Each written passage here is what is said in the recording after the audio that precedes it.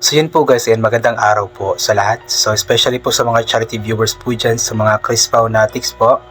In this video is pag-uusapan po natin itong naging vlog po nila Pugong Bihero tsaka ni Chris na or ng Chris Pao nga po tungkol nga po dito sa sinasabi nga po nila na buntis nga daw po si Chris na, kung saan nga po is talagang pinatunayan po nila Pugong Bihero at ni Chris na kung totoo nga ba o hindi, dahil nga po may mga comments po na ganoon na si Chris na nga daw po ay baka buntis, tapos yun nga baka makuhanan daw po dahil nga po sa mga mission na kanilang ginagawa. And then yun nga po, masaya sana yung mga Chris Paunatics dahil nga po doon sa post po na iyon na baka buntis nga po si Chris na, at yun nga lang po ay hindi nga po pala talaga totoong buntis si Chris na at prank lamang po nila iyon. Pero doon pa lamang po is talagang nakikita na po natin yung suporta nga po ng Chris Paunatics po sa kanila. Kung buntis man po si Chris na is talagang masaya po ang Chris Paunatics dahil nga po alam mo yung meron na po silang kumbaga little or baby Chris Pao, kasi nga po kita naman po talaga na nagmamahalan po yung dalawa. Tapos na po yung teleserye era po nila, ngayon nga po is totohanan era na po talaga, kumbaga pagmamahal era na po talaga. Kaya hindi maraming mga nag-comments na hindi daw po malabo na darating nga po sa punto po na iyon na mabuntis nga po si Chris na, which is okay lang naman daw po iyon kasi nga po pareho naman po silang walang mga commitment sa iba. Kumbaga si Pugong Bihero is naman po binata, tapos si Chris na is dalaga. So kung nagmamahalan po talaga sila, so darating po talaga yun sa punto po na iyon. Pero may mga comments din po na kilala po nila si Pugong Bihero na hindi po ito gagawa ng bagay nang walang basbas mula sa Panginoon. Kumbaga, bago kasi gawin ang bagay na iyon is kailangan muna na magpakasal para may basbas po talaga sa Panginoon. So ito po, basahin po natin yung iilan po sa mga komento ng Chris Paunatics kung saan nga po masayang-masaya nga po sila kung talagang nagkatotoo nga po na buntis si Chris na. Kaso nga lang po, prank lamang po ang lahat. So ito po. Ayon po kay Elena Park, Elena Park Dinila Park. Ayan. Ang aga, good afternoon sa lahat. Darating din yung tamang time na magka-baby kayo ni Chris na, Sir Paul. We love you both, Chris Pao at buong PB team. Ingat kayo sa mission, huwag tayo skip ads para pantulong ulit, Sir Paul. Yes, tama po iyon. Talagang darating po ang right time para po doon. So sa ngayon, ay i-enjoy muna nila yung kanilang pagsasama, kilalanin muna ang bawat isa, and also patuloy muna sa pag-mission or sa pagpapabot po ng tulong sa mga kababayan po natin.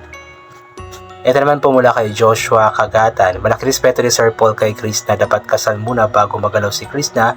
Sa edad ni Chris na may mga cravings yan sa pagkain, kaya minsan tumataba ang tao sa ganyang edad, pero okay lang yan.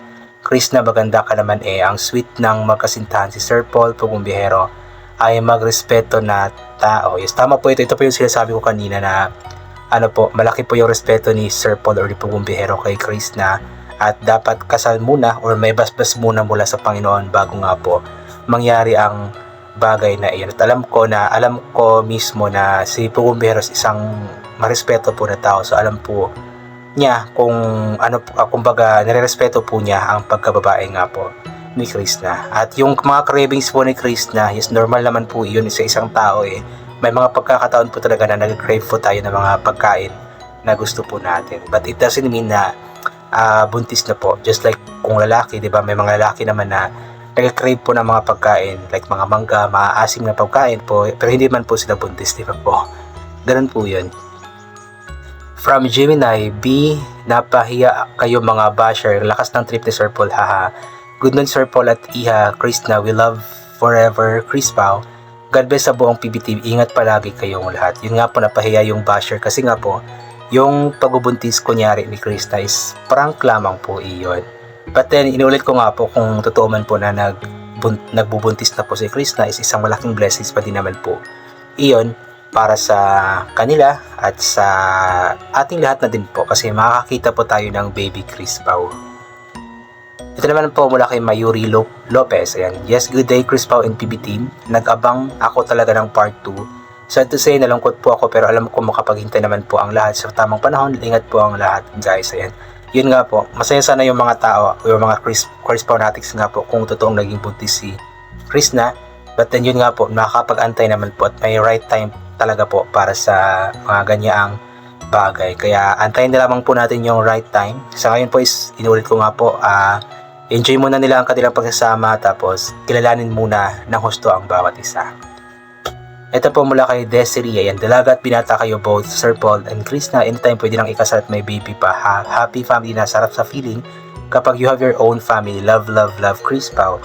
Ayan, tama naman po, binata tsaka dalaga nga po. So, pwede na nga po. So, nasa kanila na lamang po yun.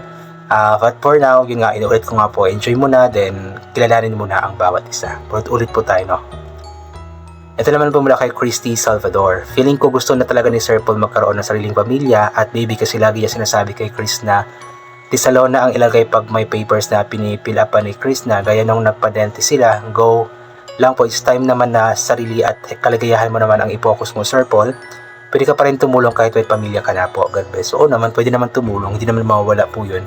Especially na alam naman ng Chris na yung ginagawa ni Sir Paul. Kung sakali man po na yun nga po, maging mag-asawa na nga po sila, alam ko naman na susuporta pa din naman si Chris na sa pagtulong po ni Sir Paul sa sa mga kababayan po natin. At yun nga po, nakakatuwa lamang po kasi lagi nga po sinasabi ni Sir Paul kapag may mga finifill outan nga po si Chris na ilagay nga po Tisalona yung apelyido.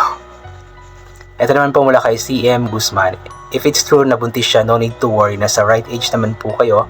Sarap po maging tatay, need lang ipaalam sa parents niya about your immediate plan. Alam ko marespeto po kayong tao. O naman, kung totoo man po, pinakauna po talagang dapat gawin is i-inform po yung parents. Kasi alam ko na yung parents po mismo, hindi po yun magagalit. Sa halip is matutuwa pa nga po yun sila dahil nga po magkakaapo na sila, di ba? Ito naman po mula kay Adelaida Sanchez. Good evening po sa inyo, Sir PB, at kay Neng Krishna. Sa totoo na po yan, napakarami naming matutuwa, at kung totoo na po yan, blessing po yan sa inyo ni God, at palagi po kayo mag-iingat, Chris Pao, at sa lahat po ng PB team, and God bless. Yun nga po, sobrang dami pong matutuwa kung mangyayari ngayon, kasi ngayon nga po yun, kasi nga po isang napakalaking blessing po yun mula sa ating Panginoon. So kung mangyari man po yun, is kailangan i-accept, at alam ko naman i-accept po talaga nila yun. From Gemini, nako, kung totoo man yan, Sir Paul, is blessing yan from God para magkabibi na kayo agad, at Chris na magdahan-dahan ka na sa mga kilos mo, at kung may gusto kang kainin, magsabi ka agad at mag-iingat ka palagi. God bless, ingat palagi. O diba, grabe po yung support po ng Chris Fanatics kung totoo man po na naging buntis nga po si Chris na. Yan, ulit na. And from Elsa Kurom, evening Sir Paul, Chris na, Peter Paul, Ralph. Nakakatawa talaga kayo, tatlo sa katatawanan, lalo ka Rebecca. Sir Paul, true na yan, naglilihi na si Chris na buntis. Masaya kami lahat na magiging tatay ka na, at sana malaman din na magulang ni Chris na natural lang yan, dyan naman din patutunguhan yan, pero magpapakasal na kayo para maging maayos ang lahat. Happy kami sa inyo, Chris Pao. Soon may Pugong Bihero Bulilit na. Pugong Bihero Bulilit. Yun nga po, no, kaabang-abang po yun na mangyari po talaga iyon. And ito po last, Irene Ampok. Ayan, sakto talaga yung nireply ko na natatawa ka ako kasi nagpa-prank na naman si Sir Paul doon sa nag-comment na buntis daw si Chris na, kaya nag-iingat daw baka makunan. Ang sweet naman ng couple, hawak kamay habang magkasama sa hirap at ginawa. Tama si Sir Paul, nasanay si Chris na ang cute lang niyang tignan nung tumakbo siya pababa habang hirap na hirap pababa ang ibang PB team. Pero kudos to all PB team sa lahat ng sakripisyo, makapaghatid lang ng tulong sa ibang nangangailangan ng tulong. So si Chris na po kasi is laking bundok, so sanay na sanay po siya sa mga ganoon pong mahihirap na daanan. So yun po, God bless po sa ating lahat. Hanggang dito na lamang po. Bye for now po.